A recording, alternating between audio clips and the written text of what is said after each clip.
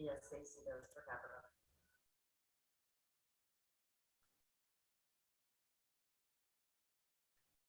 Yeah, that's fine. Holy crap.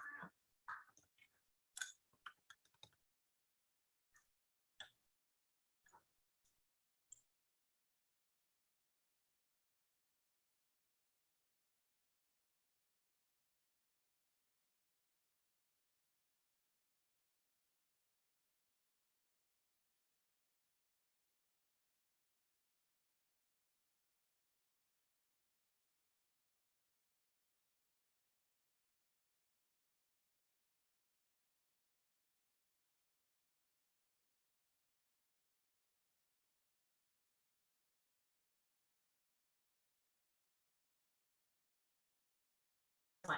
I tried to unmute you. Okay, here. It just unmutes me.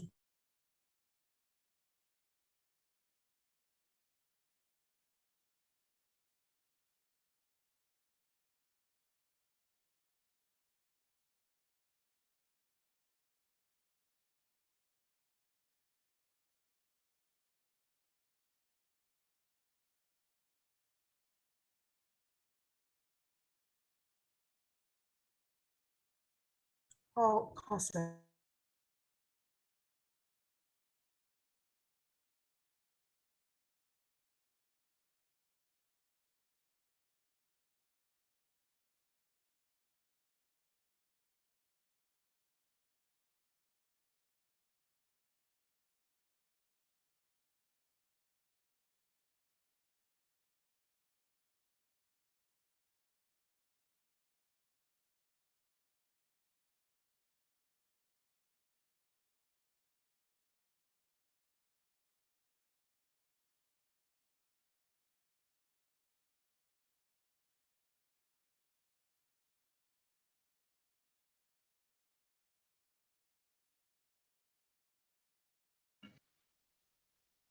Right, but they can see it online now also, and we don't Yeah. monitor that. So I guess that's the question is, it would be interesting to see if now that people are used to migrating online, if we're getting a lot of. Sam might be able to monitor that, Gary. Might Talk be to worth him. checking. Talk to Mark and I am too, might be able to have a way to tell how. Okay. All right, and it's the first year too, so I mean, it's gonna be rolled out over time, but it would be interesting to see if we get much interest in this. Thank you. Any additional questions for Dana and her team? Good. All right, thank you. All right, we'll move on then to agenda item number 4, which is contracts and grants. I'll call Tammy Hershey. Thank you, Stacy. Agenda item number 4, numeral 1A through B is existing contracts, contract extensions, or addenda with no additional cost or increase to the county for drug and alcohol and planning. Commissioners, do you have any questions, comments, or concerns regarding these agreements? No, thank you. Hearing none, we will move on to agenda item number 4, numeral 2A through G, which consists of new contracts, vendors, services, grants, and contracts with increases or decreases to the county. I'll begin by calling on Darby Kuslov to discuss the grant for adult probation. Good morning. The funds are due to the county as a result of the department's 100% compliance to the state audit of 173 or so performance points that they have. 100%. 100%. Questions? Good. No. Thanks. Thanks. Thank you. Next, I'll call on Kim Bittner to discuss the contracts for aging and community services. Kim? Hi, good morning. The first one for Dauphin County Aging is for pass-through funding for the Aging and Disability Resource Center services. And the Global Empire is to provide, excuse me, home support and personal care services to eligible seniors. Any questions?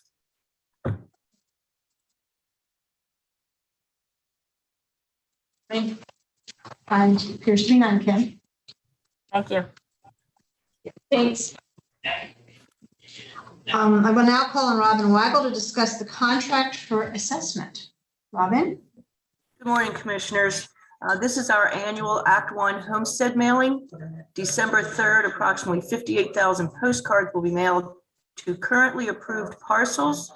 And then on December 10th, we will mail approximately 24,000 invitation letter, instructions, and applications to apply to any potentially still eligible parcels. This is a 100% reimbursed process with the school district. Commissioners, do you have any questions? Oh, thank you. Is this contract for, I guess, 1 year? This is an addendum. It's a continuing process year after year because they are a sole source provider for this service. Understood. Thank you. Thank you. Thank you. Next, I will call on Ben Boyer to discuss the contracts for the Claremont Nursing Rehabilitation Center. Please note that these contracts are action requested. Ben? Good morning, Commissioners. I have two to discuss today. The first is HSE Staffing Agency. This was another staffing agency brought to me by our Director of Nursing. Their rates are actually below the last few that we've entered into. And as we try to staff up transitions and some of that, they feel it's important that we have them. I do want to note, this is actually a staffing agency we have had before. They were with us, I believe it's from 2014 to 2019. I did go back because I was just starting here around that time. I did go back and check.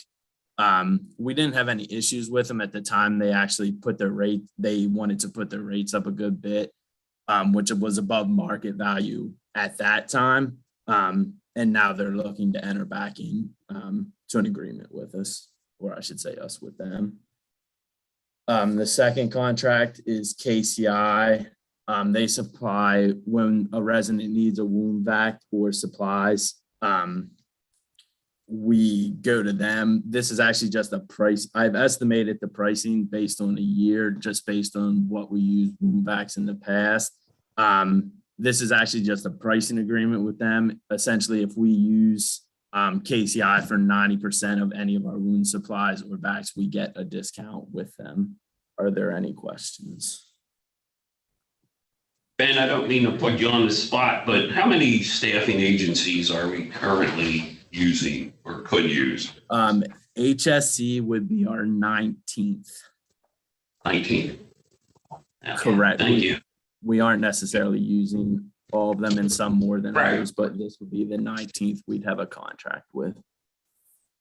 There's no question, so we can do these together, I believe. So entertain a motion. I'll make a motion to approve the request regarding Claremont Nursing Rehab Center for HSE Staffing Agency and KCI USA Inc. Freedom Medical Solutions. I second that motion. It's moved and seconded. Any further questions? Not all in favor indicate by saying aye. Aye. Motion carries. Thank you, Commissioners. Thank you, Ben. I will now call on Jack Carroll to discuss the contracts for drug and alcohol. Jack? Morning, Commissioners. We have two inpatient contracts for your consideration this morning. The first is with Gaudenzia Incorporated. Gaudenzia is the largest substance use disorder treatment provider in the state. And with this particular contract, we are including services from 6 different facilities and for 9 separate services, all inpatient services, non-hospital detox, non-hospital rehab for folks with co-occurring substance use disorders and mental illness. And then we have a couple specialized programs for women with children, including a halfway house. For 7 of the 9 services, we are requesting a rate increase. I'll remind you that rates for drug and alcohol inpatient services are set through a statewide rate setting process. We're seeing an increase in most of those inpatient rates this year as the result of a new requirement from our state agency, the Department of Drug and Alcohol Programs. They have implemented more stringent clinical requirements, and inpatient providers are required to come into alignment with those higher standards. There's increased number of clinical hours or treatment hours per week, increased or a reduction of the client counselor caseload ratios, and they've increased credentialing requirements for staff. As a result, the rate increases for the 7 services range from 12% to 32%. Questions about that much?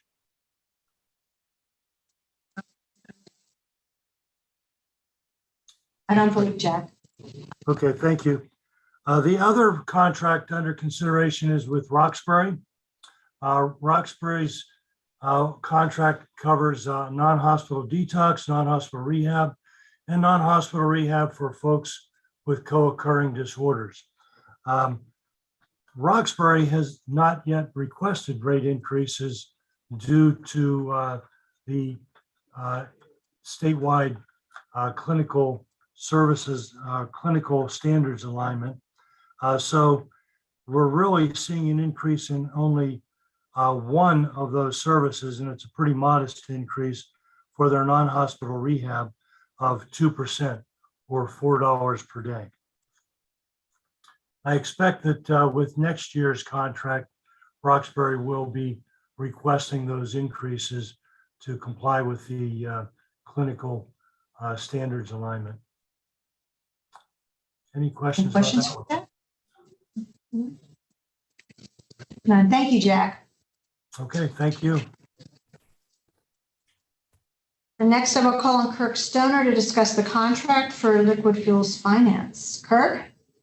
Sure. Good morning, Commissioners. As you're aware, with the Orrs Bridge project, as a result of a notice of violation from the U.S. Army Corps of Engineers, we're pursuing construction of a boat launch just upstream from Orrs Bridge. We're working in partnership with HRG and Devlin, who was our construction contractor for that.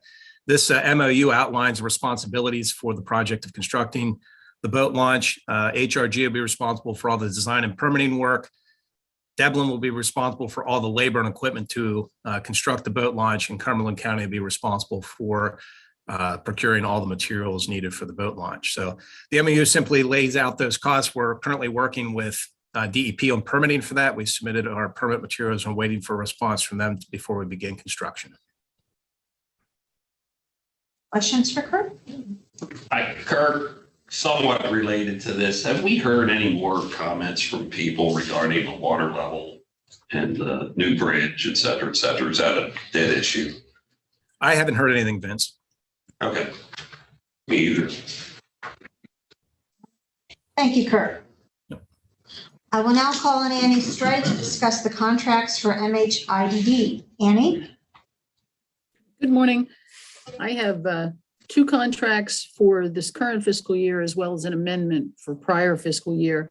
The 2 contracts for consideration, one is with Northwestern Human Services Stevens Center, and they provide an array of services for individuals with mental illness, and 11 different service areas for the county, including case management services, assertive community treatment services, employment services, housing support, outpatient, psychiatric rehabilitation, residential services, 11 different service lines. So for that's our expectations under that contract arrangement. Do you folks have any questions for me specific to that contract? Okay, the next contract is actually with Penn State Holy Spirit. And similarly, they are one of our largest contractors under the mental health system. They provide also case management services, crisis intervention, forensic case management, outpatient, as well as student assistance services, where they meet with secondary students from grades 6 through 12. Do you have any questions for me regarding the Penn State contract? No.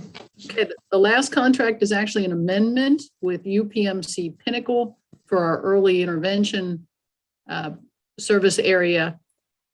And that is for prior fiscal year. And it's just an increase to pay for additional services that were rendered. And they provide occupational and speech therapies and special instructions for families with children birth to 3.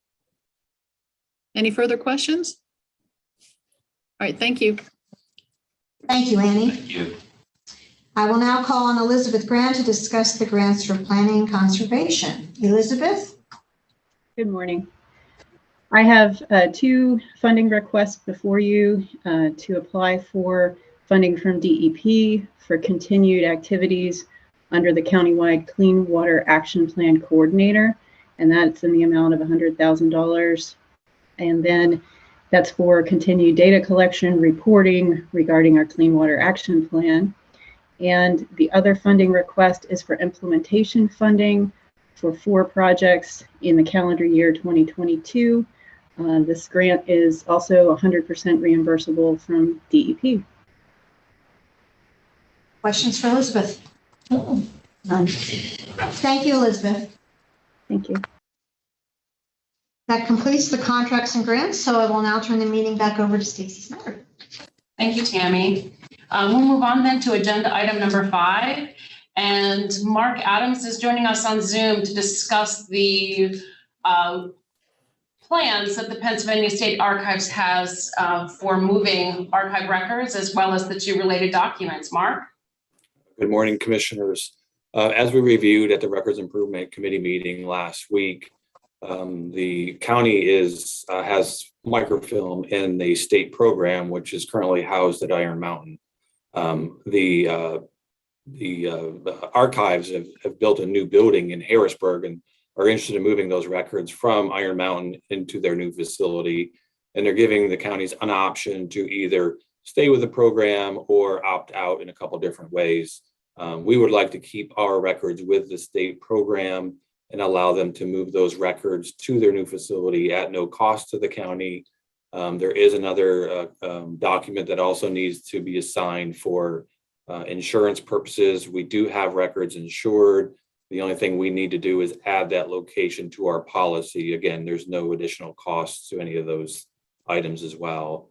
And I'm asking for action today because there is a deadline of November 1st to have the communication sent over to the state archives. They're not actually moving records until well into 2022, but they're looking for direction from the county and as a unified direction instead of individual departments choosing which records stay and go. They want one decision from the board. Do you have any questions for Mark? And as he noted, this is an action requested item today. I do, if you don't mind. Mark, right now it's at no cost when they move the records, but if I recall correctly, they had the option of starting to assess a fee in 2024. Through 2025, there's no charge. 2025 then? That's correct. So yes, they could assess in that sense and opt for a fee of some sort beginning 2026. And right now they have a contract with Iron Mountain and it's at no cost to the county. Is that That's correct? Yes. If we chose to stay with Iron Mountain, we would then have to incur those costs directly and be out of the program. Any further questions? No. Not, I'll entertain a motion on this. I'm going to move to approve the plan set forth in the Security Microfilm Program Disposition Form and the Security Microfilm Release Form with the Pennsylvania State Archives. Second. Moved and seconded. All in favor indicate by saying aye. Aye.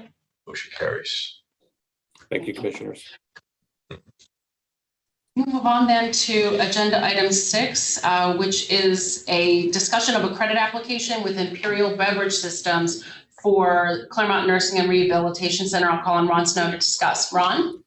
Good morning, Commissioners. We're asking for approval on a credit application for Imperial Beverage Systems. This is to set us up as a new vendor. Our current vendor for the juice machines chose not to continue their relationship with the county, so we needed to procure those supplies from another vendor.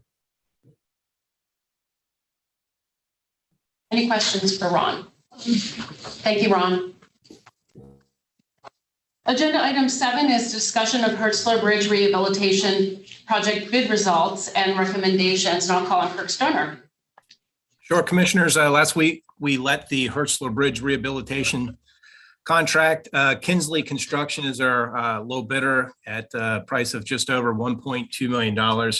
That was less, about $560,000 less than our estimate. So it's always good to see bids come back low. We're looking for approval from the Commissioners to move forward with awarding the contract to Kinsley, then authorizing me to work with HRG and our county solicitor to execute and approve all of our contract documents so we can get the project underway and started. All right, any questions for Kirk? No. Thank you. Agenda item 8 is Commissioner's liaison reports, and I'll start by calling on Commissioner Eichelberger. Okay, just a few items, just two issues, recycling and waste authority that I wanted to mention. Of course, the waste management plan revision has been underway for a while, and we're at a significant point of development on that. I wanted to mention that the requests that went out to the landfills and such in regards to capacity came back with a statement of interest that would give us a capacity of 4.2 million tons over the next 10 years. The calculated need is 3.1 billion tons. So we certainly seem to have more than sufficient capacity available to us. So now that will move on to solicitor at that board's action to finalize the commitments involved in that. So that will essentially address the major issue involving the plan revision. The other item is in regards to the household hazardous waste program, which has been funded in part by user fees as well as the sponsorships that we've heard about over the last couple of years from some of the waste companies. And Justin's reported to the board that since there's been some consolidation among these facilities, they're now facing a reduction in the sponsorship fees. They've received nothing for this year from all of the facilities that are affiliated with the new owner, which is Waste Management. They've been in contact with them or have not yet received a reply, but we're looking at that as a long-term challenge financially. Justin's going to be here November 10th. I believe it's a finance meeting to report to us on some of the challenges they're facing in the year coming up. That would be prominent.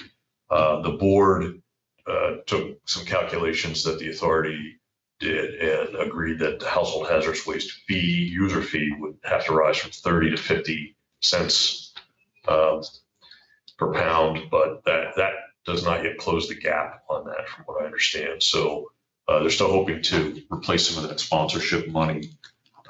So far, they are waiting on reply and have not received any indications that would give them a lot of hope, but they're still in the midst of that. So we'll be able to get more detail over the coming weeks. And as I mentioned, we have November 10th to present that and other issues to us.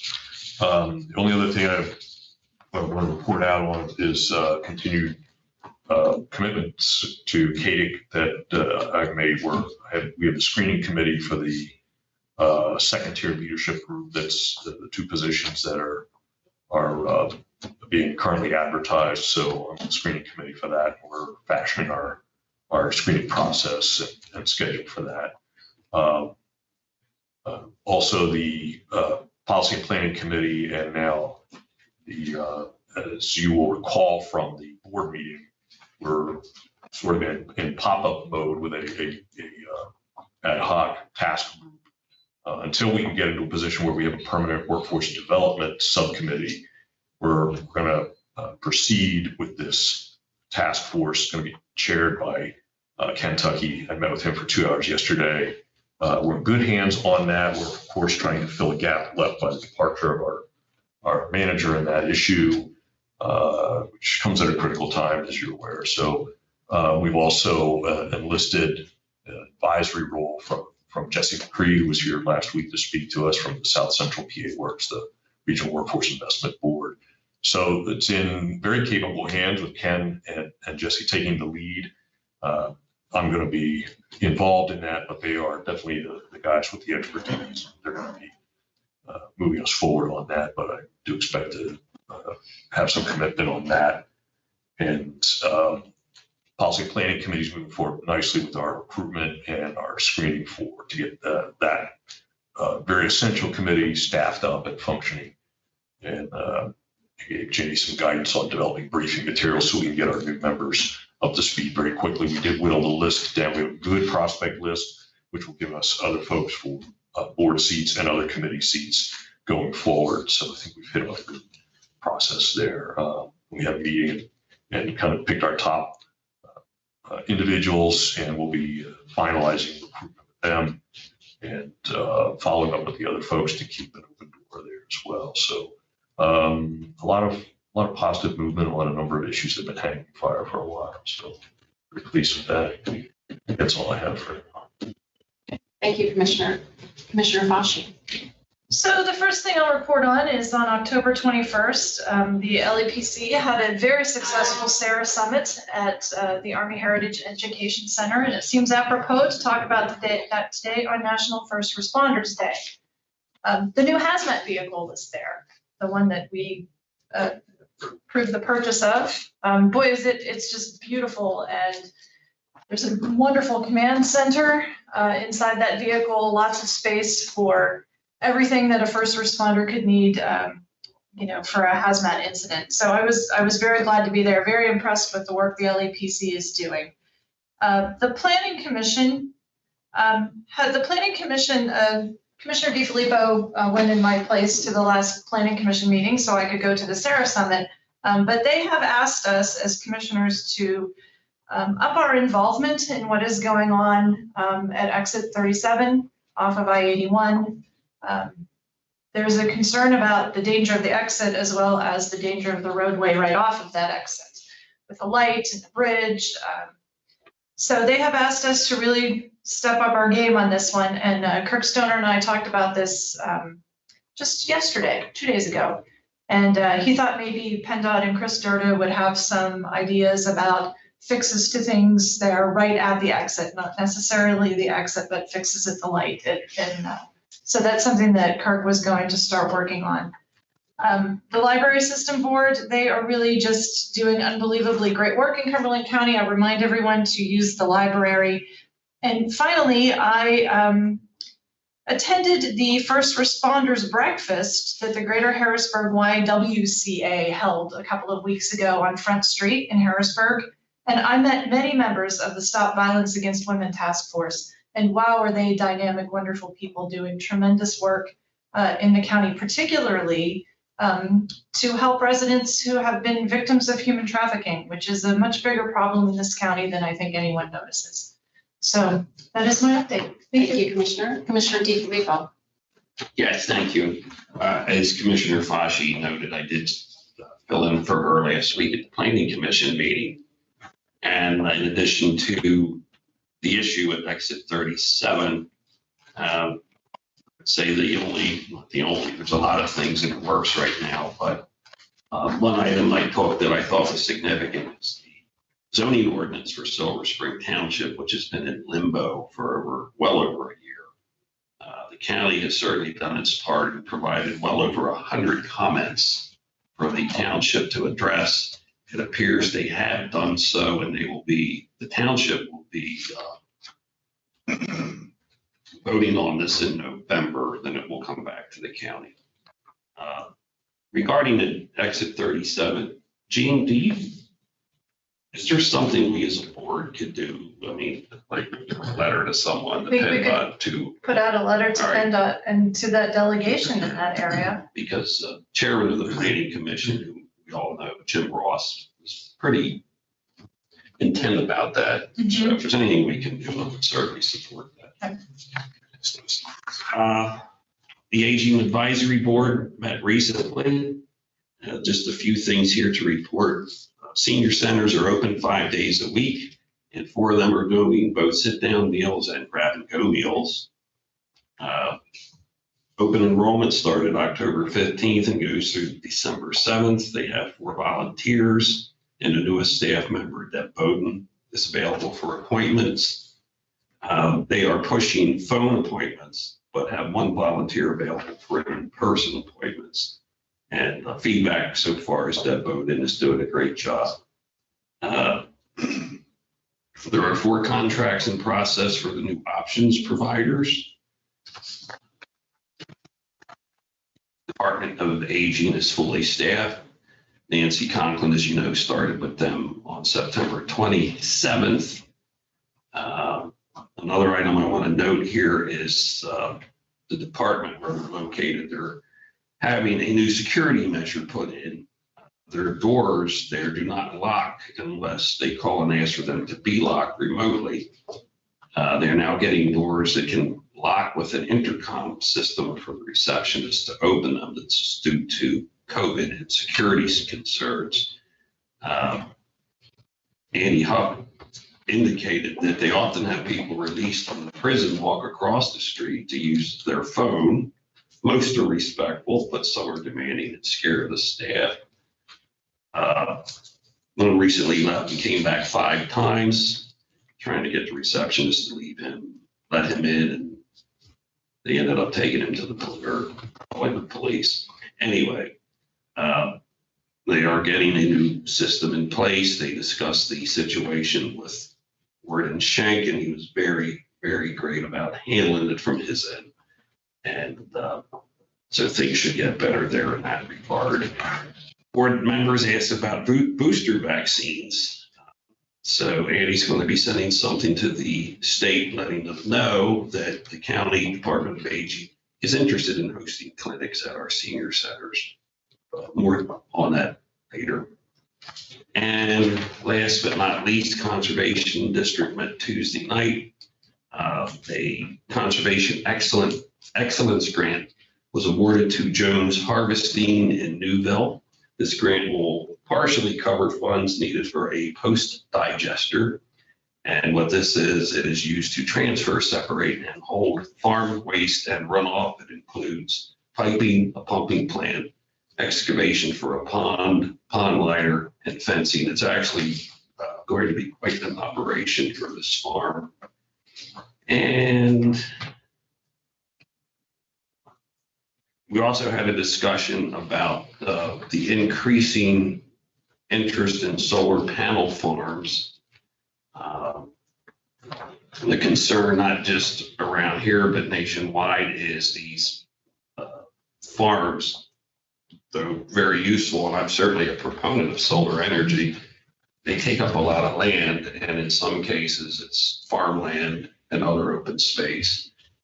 And comments were made, about we have so many millions of square feet of warehouse rooftops that maybe these could be an option for these farms as they expand. And that is all I have, Stacy. Thank you, Commissioner. I wanted to mention, just for everybody's information, that issue regarding the photovoltaic cells on warehouses is something that Katie's working on right now. Apparently, there's a legislative restriction on how that energy can be used. It has to just feed the facility, cannot go into the public grid, and we're hoping to see some action on that. But I don't know that there's a critical mass of support for it just yet, but it is on the radar. One thing to note before I forget, the state and county ag preservation program, I had asked, I wanted to confirm that on a preserved farm, this is not permitted, and it is not. It is allowed for a farmer to have a solar panel set up, to use for energy on the farm, but they could not sell the farm or use the farm for a huge solar farm. So that's good news.